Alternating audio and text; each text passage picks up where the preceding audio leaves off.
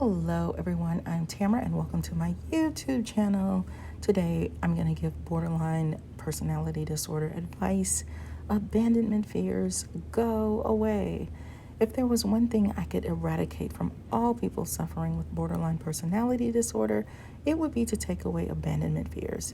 I wish I could ask BPDs, when did you first realize that you were afraid of people leaving you, and how aware of it are you now?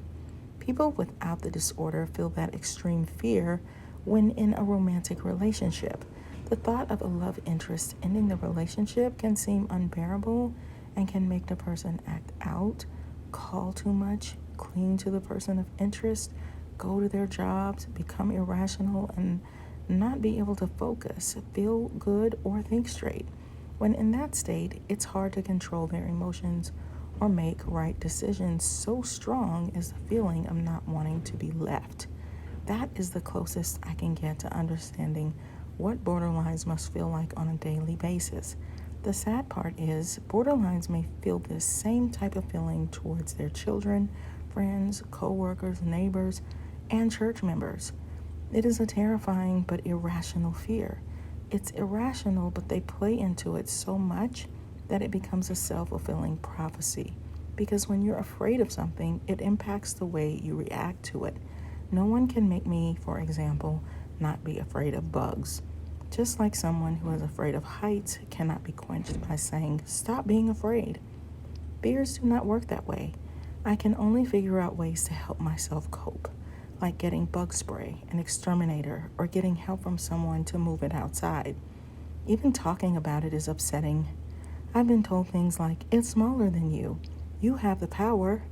So if I cannot heal, and I've tried all kinds of methods, how can we expect a borderline to not feel afraid all the time of people leaving them? I've had the same family and friends for years, and even though we've gone through a few ups and downs, my brain does not question that they will always be here. I do not even question it. I try to exercise good friendship skills like calling every now and then, being polite and respectful, and also opening up by sharing things about myself or giving them a hug when I see them. Most people do not worry to a great degree about their family or friends leaving them because they know they are going to be there. Borderlines do, though.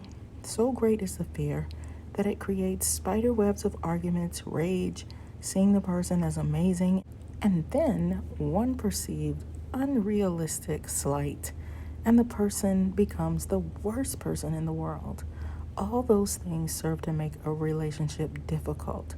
Sure, I feel insecure at times, deeply insecure, especially when I feel I'm lacking skills in a certain area or I feel like I will be rejected. But I have to work on myself, comfort myself, give myself self-talks when I'm being irrational. I can only control me. If I had a few magic wands in life, one would be to help borderlines not to worry about people leaving them, to create object permanence, to help them see that most people are steady and do not leave, but mere words do not do the trick. Telling someone you're spending enormous time worrying about something that won't happen, but if you keep testing it over time, over and over, it might happen because humans do not want to be checked on and tested in all kinds of creative ways to make sure they are in your life to stay.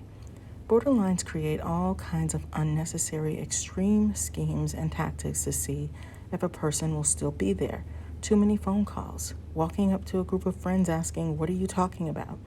If someone is a few minutes late, that means a person has abandoned you when they ended up taking an impromptu nap and waking up later than expected, which put them behind. They didn't have enough cash, so they had to stop at the ATM. If only I could rewire their thinking in this one area that causes enormous nervousness and pain, it could be squelched forever, and life could be so much freer and easier. Does anyone have any tips for how you've helped someone overcome the fear of abandonment? When you sit in a chair, for example, do you trust that it will hold you? 99% of people trust chairs to hold them and have never had the legs to break from under them. They do not question the chair. They just grab one and sit down. You almost have to look at human beings like chairs and simply trust without question. Accept it.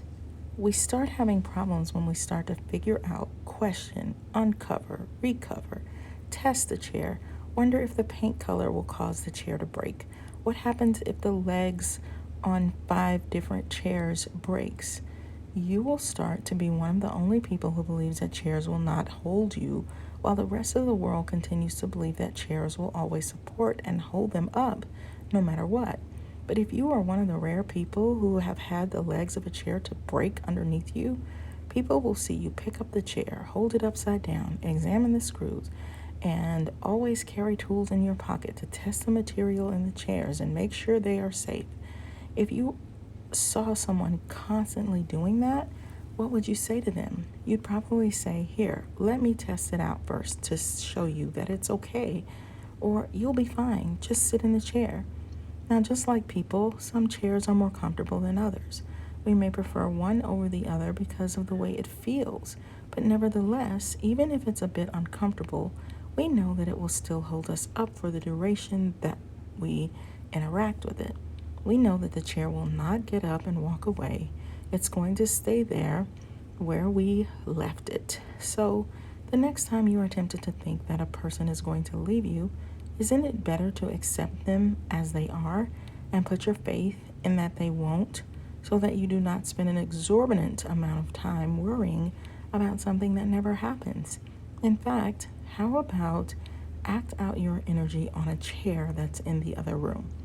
You slid it next to the table when you finish dinner. Go check 100 times to see if it's still there. It is. Every time you leave your bedroom, it's still there. Can you see the chair from where you are in your bedroom? No, but it's still there. That's how people are.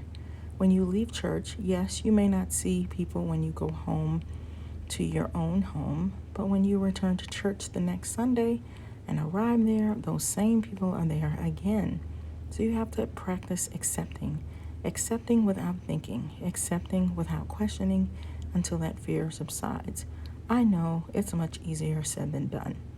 95% of the things we worry about never happen. So if only I could take your pain away, endless irrational worry away, so that you could enjoy your life the way that most people do, oh, how I would do it. But you have to do the hard work, daily confronting irrational fears. If you like studying personality disorders like narcissists, check out my book, The Workplace NaRCISSiST by Tamara Zyon. Also, if you're having any difficulty in your love life and you want to make it better and more romantic, check out my book, Flip the Script on Love by Tamara Zyon. They're both on Amazon, and I think you will enjoy reading books that I actually wrote. It was so much fun. All right, you guys, I will see you on the next video. Bye.